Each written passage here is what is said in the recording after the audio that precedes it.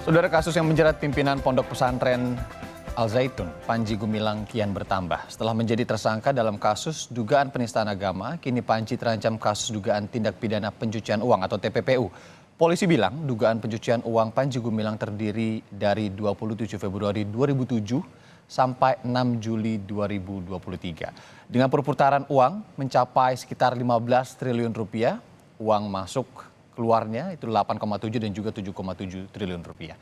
Kita akan bahas lengkapnya bersama dengan kuasa hukum Panji Gumilang, Hendra Effendi, kemudian ada pakar hukum yang juga pakar TPPU, Ibu Yenti Garnasi, dan juga anggota Kompolnas Yusuf Warsim. Pak Yusuf, Pak Hendra, dan juga Bu Yenti, selamat pagi. Selamat datang di Sapa Indonesia Pagi. Terima kasih kesediaannya. Kita langsung, atau saya langsung ke Bu Yenti. Bu Yenti, jadi kalau unsur TPPU itu sendiri kita mungkin belajar dulu bareng sedikit begitu ya. Apa saja sih, Bu? Ya, unsur TPPU itu pertama, TPPU itu harus ada dua kejahatan, kejahatan asal dan kejahatan TPPU-nya itu sendiri. Jadi ada kejahatan asal misalnya dalam hal ini ada dana bos itu kan, kemudian ada masalah apakah istilahnya digelapkan, tapi kalau dana bos itu pasti alurnya kepada korupsi. Ataukah ada penipuan, ya artinya seperti yang disampaikan, misalnya ada orang santri-santri yang merasa tertipu kemudian membayar atau apapun, itu berarti ada kejahatan asal. Kemudian setelah itu Kejahatan asal ya? kejahatan asal, ya, predicate offense, core crime. Setelah itu uang yang ada ini yang dari hasil kejahatan asal ini untuk apa? Itu namanya TPPU. Jadi konteksnya dalam hal Baik. ini kalau sesuai dengan organisasi lah ini ya, kita kan korporasi organisasi ya. Kalau ada uang masuk harusnya kan ke rekening Al Zaitun ya, karena janjiannya kan dengan Al Zaitun kan harusnya begitu. Nah, begitu masuk itu kalau masuknya itu alasannya halal, ya nggak apa-apa kemanapun. Tapi kalau masuknya karena ada penipuan, karena ada kejahatan lain gitu ya, kemudian dia keluar, termasuk kalaupun keluarnya untuk operasional, kalau uang itu masuknya dari hasil kejahatan berarti ada TPPU. Jadi TPPU seperti Oke. itu. Tapi TPPU itu apa unsurnya? Yaitu unsurnya pertama kan karena sudah ada hasil kejahatan asal, maka barang siapa mengalirkan, yaitu misalnya membelanjakan, menghibahkan, mentransferkan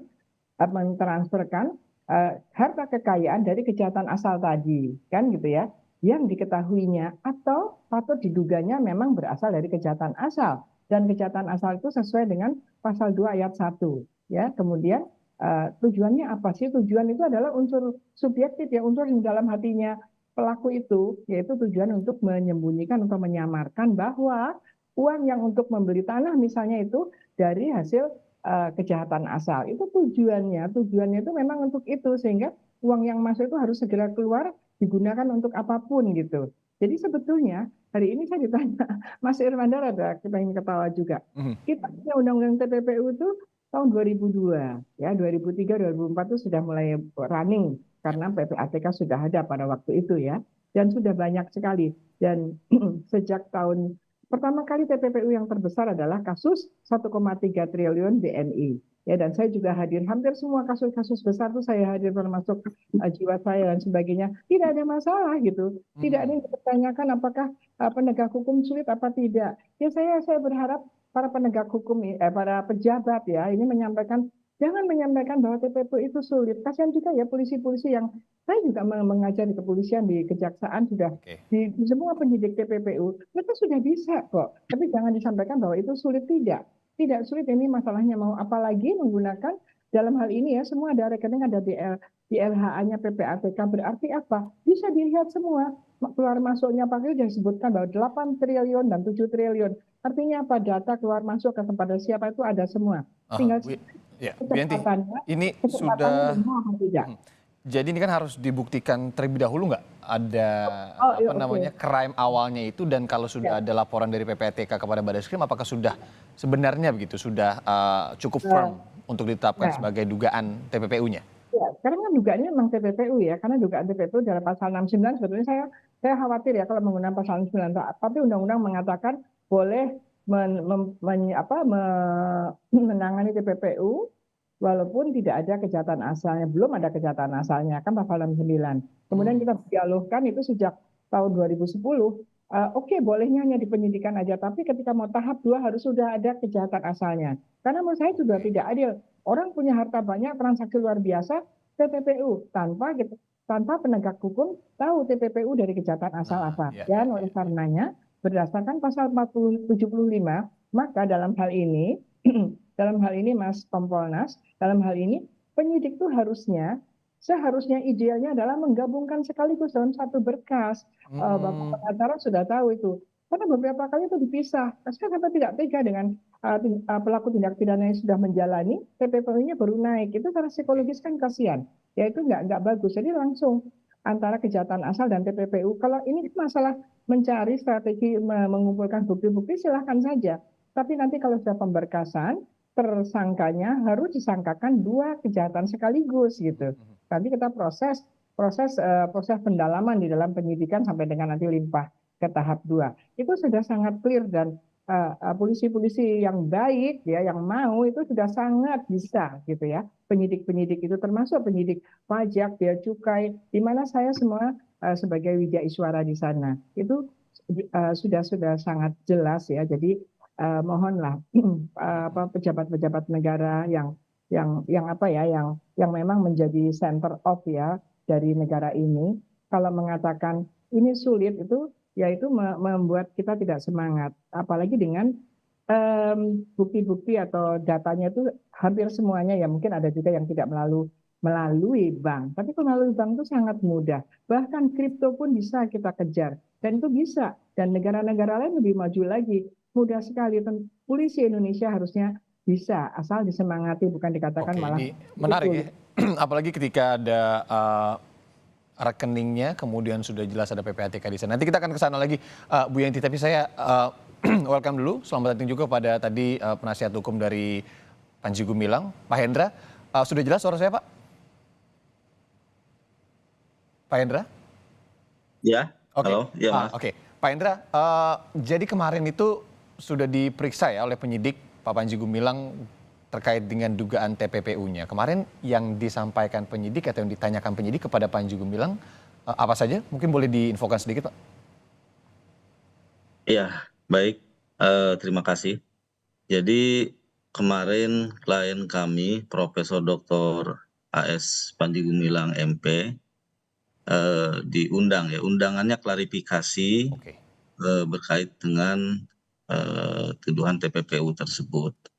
Dalam hal ini tentunya kapasitasnya masih dalam eh, saksi ya, Mhm. atau klarifikasi. Jadi kalau kami lihat dari materi yang ditanyakan masih materi dasar ya, yang sifatnya klarifikasi, di antaranya berkait tentang kelembagaan, kemudian tentang kewenangan dalam lembaga itu berkaitan dengan keuangan, kemudian tentang keuangan dan sumber keuangan, dan bagaimana uang itu masuk serta caranya keluar, kurang lebih di sisi itu. Dan Oke. itu klien kami menjawab dengan lugas, tegas, dan jelas ya. Tentunya ya semoga semua ini berjalan lancar. Kita apresiasi pihak kepolisian dalam hal ini Barreskrim yang memang ingin serius ya menangani itu. Ya tentunya pihak klien kami juga kooperatif dalam hal ini menjelaskan segala sesuatunya dengan tegas dan lugas. Oke. Ya mudah-mudahan semuanya terbuka dan tuduhan-tuduhan itu bisa dijawab dengan baik sehingga apa yang jadi kecurigaan ini di masyarakat maupun apa yang disampaikan oleh media ini terjawab dengan jelas ya. Jadi tidak ada bentuk apa opini-opini yang liar yang mendiskreditkan atau ada kecurigaan-kecurigaan dari pihak manapun, masyarakat Oke. manapun ya. Pak Hendra, Jadi eh, mudah-mudahan dengan proses ini bisa berjalan dan itu semua bisa dijawab dengan baik oleh klien kami ya, kurang lebih seperti itu. tentu harapan semuanya ya agar terbuka dan Ya, juga jelas begitu ya. Kemarin Pak Panji juga betul. sudah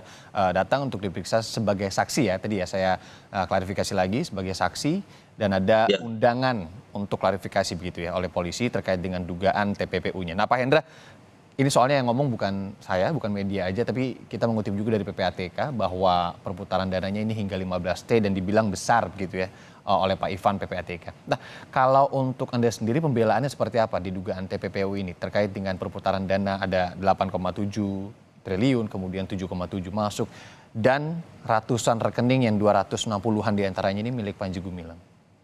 Ya, kita lihat nanti ya, kita lihat nanti karena proses hukum ini sedang berjalan. Baik. Kita hormati tentunya itu pihak kepolisian hari ini sudah menyatakan bahwa kita akan melakukan segala sesuatunya dengan teliti, cermat, dan sebagainya ya.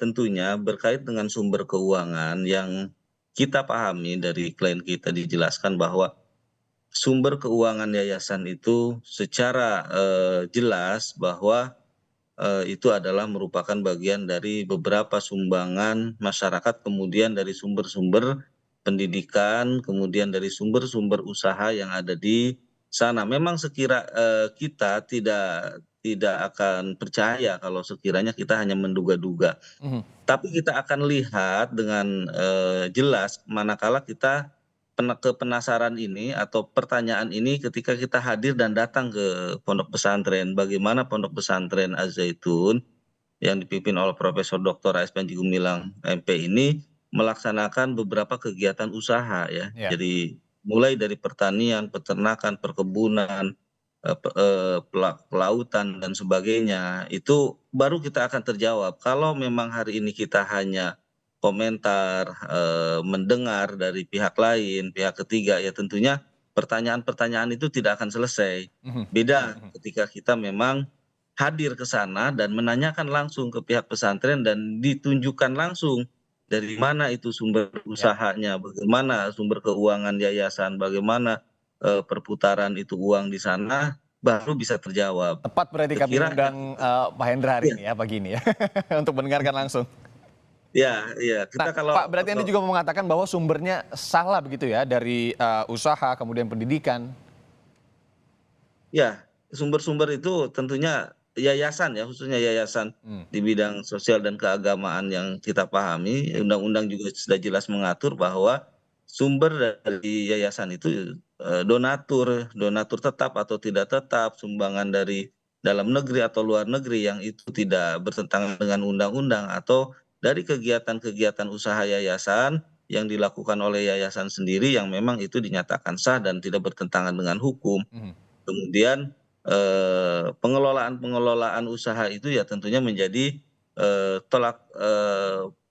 apa, bagian dari sumber yang itu terus-menerus untuk, yayasan sendiri. Sehingga apa yang disampaikan perputaran uang yang tadi disebutkan oleh media, itu hal yang normal ya ketika memang pesantren ini kita paham pesantren yang besar, yang kelasnya skalanya skala internasional ya, dan di sana, berbagai usaha, berbagai bidang itu dilaksanakan dan tentunya dari segala kegiatan yang dilaksanakan di sana berkait dengan usaha, masing-masing di-manage menurut, kebijakan dan itu melibatkan perbankan. Jadi Oke. kalau misalkan yayasan memiliki lebih dari satu rekening, ketika memang perbankan tidak melarang itu atau undang-undang perbankan mengesahkan itu, ya sebetulnya sah-sah saja. Tinggal bagaimana kebijakan dari pemilik rekening itu sendiri untuk Baik. melakukan satu kegiatan usaha dalam keuangan itu. Terima Adapun kasih. misalkan ada nama seseorang dikaitkan dengan klien kami juga sudah menjelaskan bahwa Anaknya misalnya ya. rekening tersebut itu bukan milik pribadi, jangankan rekeningnya, jadi pribadinya saja sudah menyatakan Hmm. bahwa kami ini untuk melakukan kegiatan, berjuang dalam pendidikan itu tidak setengah-setengah, bahwa diri kami saja sudah diwakafkan, dalam Oke, artian itu tidak ada ininya ya. kepentingan secara pribadi. Itu Jadi, argumennya ya. kebijakan yang dilakukan oleh yayasan menggunakan rekening pribadi itu atas dasar kesepakatan bersama yang itu pun secara undang-undang tidak dilarang ya, tidak dilarang ya, Oke, Pak itu Hendra. bisa Nanti buktinya kita bisa akan dilaksanakan. dalami lagi. Saya ke Ya, Oke, saya ke anggota Kompolnas Pak Yusuf. Pak Yusuf Warshim. Pak Yusuf, jadi kalau saat ini kan tersangkanya ini sudah menjadi, Panji ini sudah menjadi tersangka dalam kasus dugaan penistaan agama. Tapi sekarang yang tengah ditelusuri Barreskrim, polisi, ini dugaan TPPU-nya. Anda melihat polisi sudah bergerak secara koridor yang baik, sudah cepat begitu? Baik, terima kasih Mas Irianda. Sampai hari ini Kompolnas dalam kasus yang polemik Pak Panji Gumilang ini masih terus memantau dalam penanganan di kepolisian. Dari semula kami sendiri di dalam menyampaikan melalui media ini juga ada dua hal pada waktu itu masuk ke proses penegakan hukum. Pertama terkait dengan Pak Panji Gumilang ini, unsur dugaan tidak pidananya itu didorong, ditangani oleh kepolisian. Yang kedua, ada hal yang itu terkait dengan lembaga pendidikan pesantren Al-Zaitun. Ya. Kalau itu ada hal-hal terkait dengan administrasi negara, maka itu ada pada ranah pemerintah, Kementerian Agama, dan sebagainya. Dalam proses perjalanannya, pemerintah sendiri melihat bahwa lembaga pendidikan Al-Zaitun dilihat masih perlu tetap berjalan dengan barangkali pembenahan-pembenahan. Dalam konteks inilah kami mendorong Barreskrim, kepolisian, di luar apa yang dimaksud dengan tersangka penistaan agama yang sudah berjalan pada saat ini, terkait dengan dugaan tidak pidana yang kemarin tanggal 3 Agustus telah didorong kembali oleh Pak Menko Polhukam selaku Ketua Kompolnas agar Barreskrim mempercepat. Tentu di dalam dugaan tindak pidana lain, baik itu TPPU, korupsi, atau tidak pidana umum, penipuan, dan sebagainya, harus bisa menyelaraskan sikap dan pandangan pemerintah agar lembaga pendidikan Al-Zaitun ini tetap berjalan dengan pembenahan-pembenahan. Itu yang tentu kami mendorong penanganan kepolisian dalam tindak pidana lain di luar penistaan agama itu harus dilakukan secara cermat dan komprehensif. Barangkali nanti Ibu Yenti bisa menjawab. Kaitannya dengan TPP itu kan yang penting kan predikat crime-nya. Predikat crime. Ya, predikat crime-nya itu yang paling utama. Instrumen dalam TTP itu kan transaksi. Kalau rekening yang dimiliki oleh Pak Panji Gumilang itu tidak sesuai dengan profilnya, itu sudah patut. Nah, sementara ini, Mas Irianda, proses yang ada di Barreskrim ini, kalau kemarin itu kan undangan klarifikasi. Jadi itu masih proses penyelidikan. Tapi Kompolnas sudah ditegaskan oleh Pak Menko Polhukam, Pak Mahfud MD selaku Ketua Kompas, agar ini dipercepat. Namun kami mendorong agar ini dilakukan secara cermat. Menimbulkan pertanyaan kami, barangkali nanti Bu Yenti bisa menjawabnya.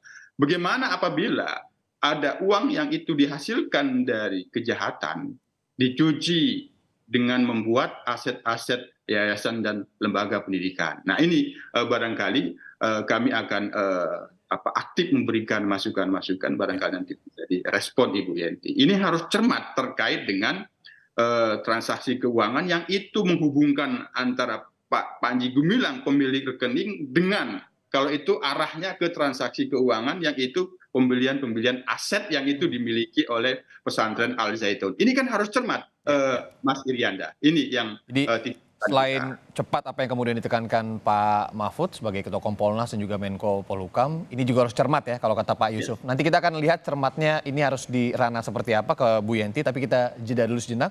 Nanti kita akan kembali di Sapa Indonesia Pagi sudah.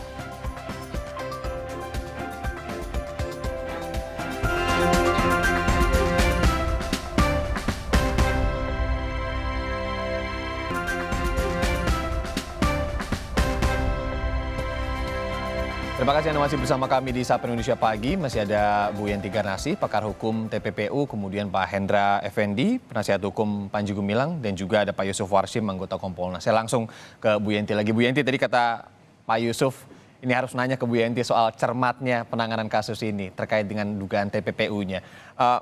Ini kan juga terkait dengan tadi sudah disebutkan ya, kalau untuk rekening-rekeningnya sendiri ini adalah sebuah bentuk kepercayaan lah begitu daripada yayasan kepada Panji Gumilang atau pemilik-pemilik rekening lainnya. Nah kalau untuk Ibu Yenti sendiri melihat kasus ini sebenarnya dugaan TPPU-nya masuk atau tidak? Atau memang harus menunggu predicate crime-nya dulu? Oh enggak. Jadi ini memang salah satu milestone-nya ya dulu waktu ada International Anti-Money Laundering Legal Regime melalui konvensi tahun 1988, justru ini yaitu bahwa kejahatan asal itu akan diketahui bukan dari kejahatan asalnya terlebih dahulu, justru dari TPPU-nya. transaksi yang mencurigakan yang namanya dugaan TPPU. Untuk kejahatan ini ya, tapi bukan untuk kejahatan yang lain ya. Ini jadi ada satu pemikiran yang sangat luar biasa pada waktu itu sehingga dikatakan bahwa money laundering itu adalah mempunyai karakter khusus dalam semua tindak pidana ekonomi. Hanya pencucian uang yang mempunyai karakter khusus, yaitu kenapa? Karena baru ada pencucian uang dalam kronologis perbuatannya kalau ada kejahatan asal. Karena pencucian uang adalah whoever enjoy the fruit of crime. Siapapun menikmati hasil kejahatan. Maka ada dua kejahatan, harus ada kejahatan asal dan kemudian ada pencucian uang. Mengenai dugaannya, mengenai masuknya strategi penegakan hukum bisa jadi justru dari adanya dugaan TPPU. Ini yang menjadi waktu saya mengambil doktor saya tahun 1999 sampai dengan 2002 kita mempelajari itu, ternyata itu yang dipikirkan oleh para ahli hukum pidana yang tergabung di dalam komisioner Criminal Commissioner di United Nations yang isinya adalah pakar-pakar pidana bertaraf internasional. Bagaimana menghadapi kejahatan ekonomi termasuk korupsi. Pertama kali adalah untuk hasil narkotika, kemudian digunakan untuk semuanya. Jadi begitu. Jadi memang betul yang dikatakan Bapak Hendra, bahwa memang kita semua ini ada dua kubu ya, yang kita tahu dari media. Kita ya harus menghargai media, kan ada undang-undangnya 49 2009 ya. Tahun 4 itu undang-undang tentang pers itu kan penting karena itu memang pilar. Nah, di satu sisi masyarakat berkaitan dengan media, berkaitan apa yang disampaikan media, kita di dalam orang-orang ini semuanya kan adalah presumption of innocence. Iya. Tetapi ketika kemudian kemudian dilakukan penyelidikan, kemudian klarifikasi pun, penyelidikan pun sebetulnya quote and quote penegak hukum itu sudah presumption of guilt, apalagi kalau sudah penyidikan. Masalah nanti benar apa tidak benarnya tunggu di pengadilan. Sama dengan kita presumption of innocence, kita harus berprasangka tidak bersalah sampai nanti pengadilan mengatakan salah. Penegak hukum mengatakan kita harus berpraduga salah sampai penegak hukum menyatakan tidak bersalah. Nah, itu adalah memang kita punya pihaknya masing-masing ya, kita punya bagiannya masing-masing. Nah, dengan adanya tentu tidak bisa hanya presumption of guilt dengan omong-omongan saja, tentu ada data-data minimal, apalagi naik ke penyidikan harus ada dua alat bukti. Alat bukti permulaan yaitu adanya transaksi yang mencurigakan. Kalau menurut saya berkaitan dengan ini juga kritik saya kepada bank ya, banyak sekali kejahatan judi online ya, penipuan online itu saya pikir karena banknya itu tidak alert, tidak waspada. Ada hal-hal yang mencurigakan tapi tetap aja jalan gitu ya. Uang masuk kemudian hilang. Nah, ini ada masalah Mas Hendra ya. Jadi banyak sekali korban yang tertipu karena online. Padahal ada uang masuk kemudian keluar. Padahal nama rekening itu pun nama yang baru diadakan sebagai penampungan. Ini yang menjadi catatan kita. Artinya apa dalam hal ini semua? Kita juga tanyakan ke OJK bagaimana pengawasan OJK terhadap bank. Jangan sampai seperti sekarang. Al Zaitun yayasan ini dengan Pak Panjinya itu sudah kemudian ada dalam klarifikasi ini disampaikan kepada masyarakat sudah ada kecurigaan sejak 2007 kan demikian 2007 ya. betul. Iya betul. Lah selama itu bagaimana? Apakah Anda melihat ini seharusnya bisa ditangani lebih cepat, Bu Yenti? Iya, artinya data itu dari bank kepada PPATK segera sampaikan bagaimana supaya dapat LHA. Sekarang ini posisinya menurut LHA, ini sudah LHA, sudah ada laporan bank kepada PPATK dan sudah dianalisis PPATK yang disodorkan kepada kita semua bahwa ada angka 7 triliun dan 8 triliun ya. Yang ini mungkin masalah media ya. Kalau saya sebagai yang mendalam ini sebenarnya tidak boleh juga disampaikan. Karena apa? Saya tidak berbicara tentang Pak Panji saja ya, Bapak Hendra, untuk semuanya juga. Kalau belum ada kekuatan apapun sudah disampaikan, kalau ada yang memang betul-betul jahat bisa segera hilang gitu ya. Oke, Nah ini kan kita kadang-kadang seperti itu. Nah Bu Yenti, berkaitan maaf. Pak Hendra, eh, ya tentu Pak Hendra tidak boleh bilang silahkan datang ke Al Ya, Zaitun itu datang semuanya rame-rame nggak bisa karena kita juga nggak bisa datang nanya keuangannya bagaimana ya. itu tidak boleh ya. Bu Itu Yenti, praksi. pertanyaan berikutnya, ini kan tadi Ya, disebutkan juga sebenarnya, Pak Hendra juga tidak menolak ketika saya menyebutkan bahwa ada transaksi, kemudian PPATK juga sudah memberikan koordinasi ke Bareskrim, dan ada penggunaan campuran dana-dana yang diduga disalahgunakan begitu ya, dari dana BOS salah satunya, ini yang dikucurkan oleh pemerintah, di rekening-rekening yang memang dimiliki oleh beberapa rekan atau keluarga atau saudara oleh Pak Panji Gumilang. Ini bisa dilihat sebagai suatu TPPU atau seperti apa? iya, ya kita lihatnya begini. Yang mempunyai kewenangan untuk mencairkan dana BOS, dana dari negara kepada lembaga pendidikan ini kan dalam rangka lembaga pendidikan ya, dalam lembaga pendidikan lembaga Islam, lembaga agama gitu kan, banyak kan itu memang seperti itu. Ini uang negara. Mestinya saya juga selalu menyampaikan negara siapapun yang mencairkan itu juga punya mekanisme pengontrolan, harus dikontrol juga, harusnya seperti itu gitu kan.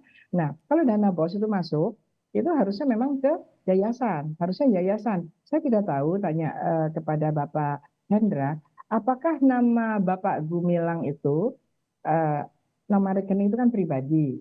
Itu apakah atas nama yayasan apa tidak? Karena kalau atas nama yayasan ada ketentuannya, ada beberapa nama di sana itu sudah mekanisme di perbankannya seperti itu. Mohon maaf Pak Hendra, yang memang yang harus dicermati adalah transaksi-transaksi yang mencurigakan atau berkaitan dengan transaksi yang mencurigakan. Harusnya sekarang dengan ada yang begini, bank harus ke sana. Artinya apa? Ada transaksi yang disampaikan oleh Menteri Menko bahwa satu atau beberapa nama, tidak sampai 10 orang nama, ada rekening sejumlah 256 waktu itu ya, kalau sekarang jadi 300 sekian saya juga nggak tahu itu ya. Ya. 256 yang ini ya, kemudian 145 diblokir katanya dan kemudian dibuka sebeberapa. Itu juga harus dijelaskan. Saya juga minta kepada pengacara, tidak bisa orang main buka, main blokir terus buka, itu juga harus ada ketentuannya. Oke, silakan diblokir tapi bagaimana ketentuannya?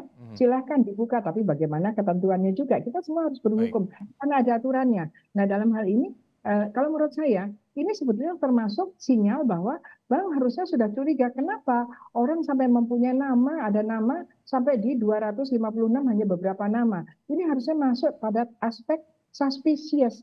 Karena memang TPPU berbicara transaksi mencurigakan, suspicious transaction, know your customers, dan juga follow the money. Jadi follow yang masuk itu dari mana. Tadi Pak mengatakan banyak sumber. Nah, disinilah letaknya bahwa Bareskrim harus melihat sumber ini dari mana, apa alasannya orang menyumbang. Orang zaman sekarang, Mas Hendra, orang nyumbang itu ya belum tentu orang baik-baik juga ya Mas Hendra ya. Banyak itu yang kita khawatirkan, misalnya dari hasil korupsi disumbangkan untuk dana kampanye, itu ya nggak boleh, itu namanya TPPU juga gitu ya. Jadi iya memang dana dari hal-hal seperti itu memang sejak awal di beberapa negara itu jangan sampai TPPU itu saat dijadikan kampanye, kemudian penyelenggaraan pendidikan dijadikan sarana untuk orang-orang yang telah melakukan masuk juga ke TPPU takutnya itu Bu ya. Oke, ya, jadi saya kita melihat sumber-sumber ini, apakah sumber-sumber ini betul-betul legal atau sumber-sumber yang tainted, disebutkan tainted with a crime, disebutkan ada tercemar dengan tindak pidana, itu disebutkan dalam aslinya tainted. Salah satu yang juga harus diperhatikan polisi ke situ ya Bu ya, terkait dengan sumber dana yang tadi dikatakan Pak Hendra ini banyak. Pak Hendra, maaf Bu Yenti, saya ke Pak Hendra dulu. Pak Hendra, jadi kalau untuk menjawab apa yang tadi disebutkan Bu Yenti seperti apa terkait dengan rekening Panji Gumilang ini, apakah juga terkait dengan yayasan atau pribadi dan lain-lainnya? Ya, berkait yang dugaan disampaikan oleh media atau masyarakat mengenai TPPU ini, kami duga ini ada kaitannya dengan masalah dana BOS ya. Jadi kita paham bahwa dana BOS ini sumbernya dari pemerintah. Ketika lebih dari satu kali dana BOS ini dikucurkan oleh pemerintah, tentunya standar yang atau SOP yang disampaikan atau laporan keuangan yang disampaikan oleh pihak pondok pesantren kepada pemerintah itu sudah clear.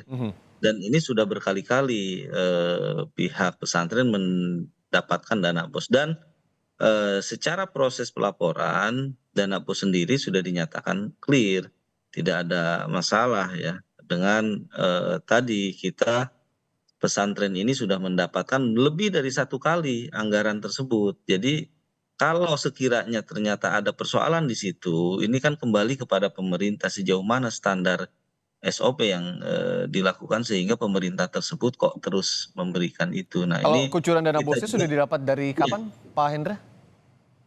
itu kurang lebih dari 2015 ya kalau saya 2015. tidak salah informasi dari pihak pesantren itu. Jadi ini cukup lama, ya tentunya ini tadi kita atau media dan masyarakat ini harus tetap mengedepankan praduga tak bersalah.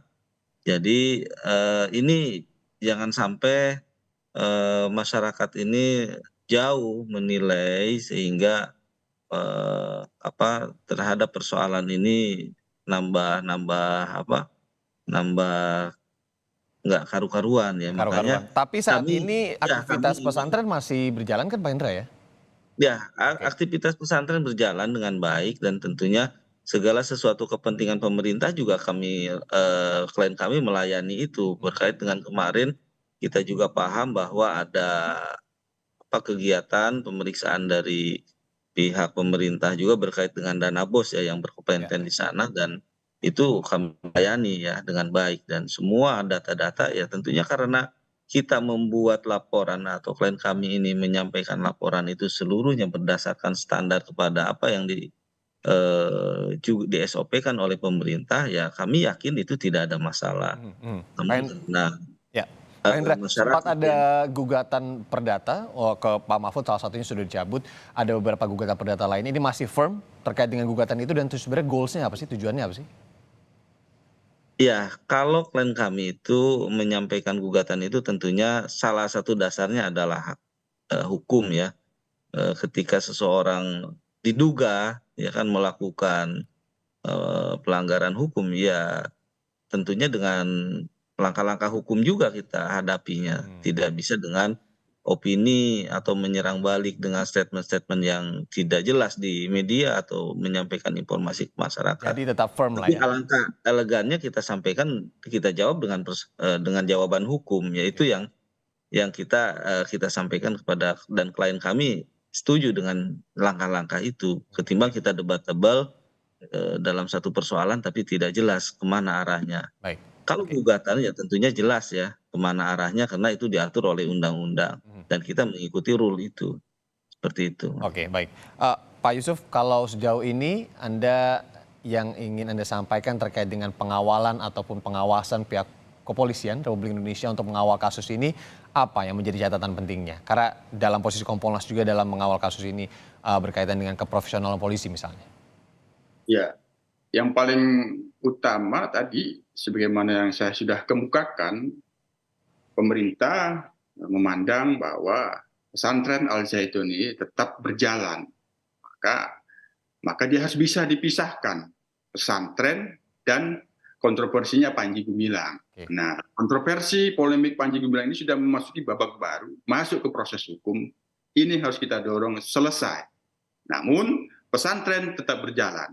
Oleh karena itu, dalam memproses dugaan tidak pidana di luar penistaan agama, kemarin juga penistaan agama itu dilakukan dengan cermat, memeriksa ahli begitu banyak. Sama halnya dengan ini, transaksi keuangan yang itu terkait dengan Al Zaitun itu harus benar-benar bisa cermat. Nah, misal tadi saya dapat uang, apakah itu diduga dari penipuan atau korupsi, dari hasil korupsi seseorang diduga ke Pak Panji Gumilang, terus diberikan tanah, yang itu tanahnya kemudian menjadi aset. Nah, dalam transaksi kan pembelian minimal 500 juta itu kan harus dilaporkan.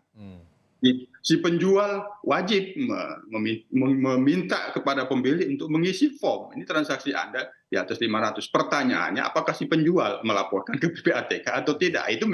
Itu kan membutuhkan proses seperti itu. Ya, ya. Jadi PR PPATK juga ya? Nah, Maka kami mendorong sebagaimana yang didorong oleh Pak Mahfud dipercepat, namun harus cermat. Ini ada pesantren yang dipandang oleh pemerintah masih harus berjalan. Nah, kalau saya ditanya secara pribadi sebenarnya sih simpel, ambil alih saja pemerintah itu pesantren. Nah itu, tapi kan ini prosesnya tidak seperti itu. Ini yang harus benar-benar kita cermati. Jadi polemiknya Pak Panji Gumilang itu tidak berdampak kepada proses belajar mengajarnya pesantren Al Zaitun, Mas Irianda. Yang itu sekarang polemiknya Pak Panji Gumilang ini kita dorong memasuki babak baru agar clear dan selesai persoalan hukumnya. Jadi kita harus hormati juga pesantren tetap jalan satu sisi, tapi kalau untuk kasus Pak Panjinya ini juga kita hormati kasusnya di ranah pidananya. Terakhir sekali Bu Yenti, apakah nanti ketika misalnya terbukti sebuah TPPU ini uangnya bisa kembali lagi digunakan untuk hal yang lebih produktif di pesantren misalnya? Iya, ini kan dari media juga ya. Nah, Indra nggak apa-apa media biar terbuka Pak. Kan sekarang kalau nggak viral juga polisi nggak jalan-jalan kok. Maaf ya Pak Kompolnas. Nah jadi memang perlu juga ya. Jadi ya ini kan kalau dari media itu kan katanya kan ada banyak sekali uang-uang yang kemudian menjadi properti gitu ya. Kalau itu nanti betul ada masalah bahwa menghasilkan properti itu atas nama seseorang itu tidak ada kaitannya lagi, artinya penggunaannya tidak ada kaitannya untuk keperluan Al Zaitun, itu berarti kan ini merupakan hasil kejahatan, merupakan TPPU karena masuknya dari mana, sumbernya dari mana, kemudian untuk beli apa. Nah, seandainya itu betul, seandainya ada hal-hal yang masuk itu dari hasil kejahatan, ada kejahatan asalnya. Sebetulnya kan TPPU itu kan untuk menangani kejahatan asalnya, bukan untuk menangani TPPU itu sendiri. Hanya dalam rangka untuk mengungkap kejahatan asal itu, kita mengkriminalisasi lagi kejahatan baru, yaitu siapapun yang menikmati hasil kejahatan asal, dia dapat juga hukuman lagi dengan maksud untuk di-tracing bahkan kepada orang yang tidak terlibat kejahatan asal, tetapi juga tidak terlibat mengalirkan, tetapi menerima aliran itu pun ada TPPU. Kalau itu terbukti, bisakah uangnya kembali untuk digunakan lagi, Bu Yenti? Harus, kepada mereka itu akan dirampas dengan putusan pengadilan ya. Maaf saya agak teoritis. Jadi kalau di dalam proses kan namanya penyitaan. Nanti kalau sudah putusan namanya perampasan. Kalau dalam perampasan itulah pengadilan menentukan dikembalikan kepada siapa yang paling berhak untuk ini. Nah terutama tadi saya selalu sejak awal mengatakan selalu dalam keadaan apalagi TPPU ada uang tercampur atau ada uang yang masuk ke korporasi seperti ini ya, korporasi, dan kemudian kita harus berpikir, harus membicarakan juga pemerintah ini juga pihak ketiga yang beretikat baik. Dalam hal ini siapa pihak ketiga? Yaitu para santri, guru-guru yang memang betul-betul ini harus dilindungi. Oleh karenanya dalam hal seperti ini negara harus tampil. Karena apapun kalau ini nanti terjadi kejahatan, negara juga share out, negara juga ikut berpartisipasi secara negatif sehingga kasus ini berlarut-larut dan kemudian banyak kerugiannya. Jadi para petinggi negara ini ketika mempunyai kewenangan mengucurkan, mencairkan dana yang dikatakan Pak Hendra bahwa sudah sesuai, gitu kan? Katanya sudah sesuai dengan laporan-laporan tertulisnya. Ternyata nanti terbukti tidak sesuai. Nah, kenapa negara waktu itu percaya kalau itu sesuai? Apakah memang negara dengan aparatnya tidak punya mekanisme untuk memastikan bahwa uang dana BOS misalnya yang digunakan itu sesuai apa tidak? Karena kalau tidak itu adalah kan korupsi. Lagi dana-dana yang lain, kalau dari dana BOS kan hanya kecil sekali ya Pak, dibandingkan 15 triliun. 7 sampai 8 triliun itu kecil sekali kalau yang dari dana BOS.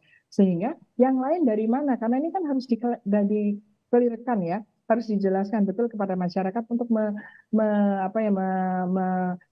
mengembalikan kepercayaan dan juga kita menjaga perasaan para orang tua alumni santri di sana. Siap, Bu Yenti. Cocok ini sama apa yang dikatakan Pak Yusuf tadi ya, harus cermat, tidak hanya harus cepat juga dalam menangani kasus ini karena ini juga sudah berjalan dengan lama tadi disebutkan oleh Pak Hendra, transaksinya dari 2007 dan dana BOS sekitar 2015-an, itu kata Pak Hendra tadi. Oke, terima kasih Bu Yenti Garnasi, pakar hukum tindak pidana pencucian uang TPPU, Pak Yusuf Warsim, anggota Kompolnas, dan juga nasihat hukum dari Panji Gumilang, Pak Hendra Effendi. Terima kasih kehadirannya di Sapa Indonesia pagi kali ini. Sehat-sehat selalu, sampai ketemu.